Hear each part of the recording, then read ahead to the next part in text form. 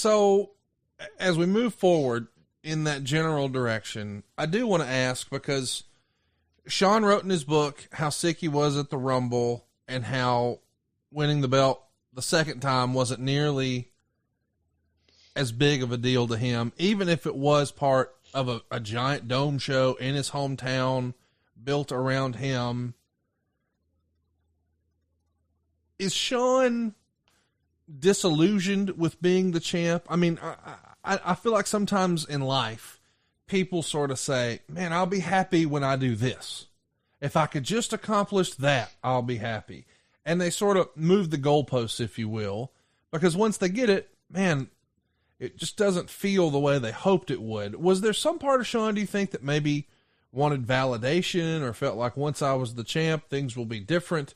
But then once he had the real responsibilities of doing all the PR and being the guy, maybe that wasn't as fun. Maybe he didn't feel as fulfilled. I think more than anything, it was a situation where, and you and I both talked about this and experienced it, and you kind of touched on it, where you have goals. Yes. And you look at that ultimate goal in your head that you're striving for. And when you achieve that ultimate goal, you realize, hey, I'm here. What's next? Yeah. And you had these visualizations of all these things that were going to happen, and they happen pretty quickly. And maybe it's not exactly how you felt it or not exactly how you saw it, but you kind of you get in that phase of what's next, man? Right. What are we going to do now? And there's a time of doubt. There's a time of self-reflection and looking at things like, all right, we had this plan going into WrestleMania. Well, Vader didn't work out.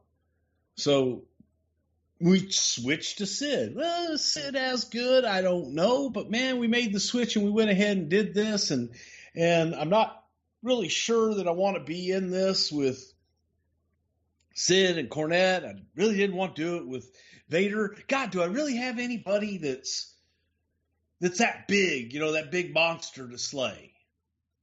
And so, yeah, I mean, disillusion, I don't know. I think probably more confusion than anything.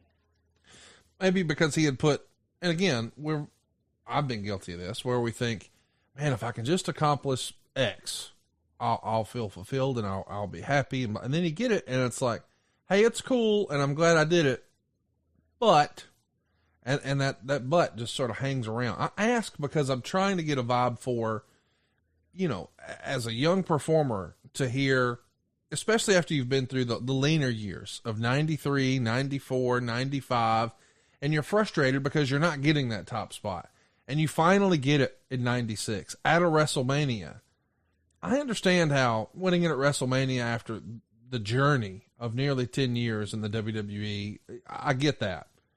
But now to be in your hometown in a dome show at a time where, man, a couple of years ago, y'all were running really small venues. This is a big deal and a giant vote of confidence from the company to say, hey, I know we were running high school gyms not too long ago, but we're going to build around you and run a freaking dome in your town. And it just doesn't, it's not as special to Sean. I'm sure that's frustrating for the office to hear or feel that Sean feels that way, but I kind of get it from his perspective too, right? Yeah, I think more than anything, it was just that, is this all cracked up? What, is it what I wanted it to be? Right. Now,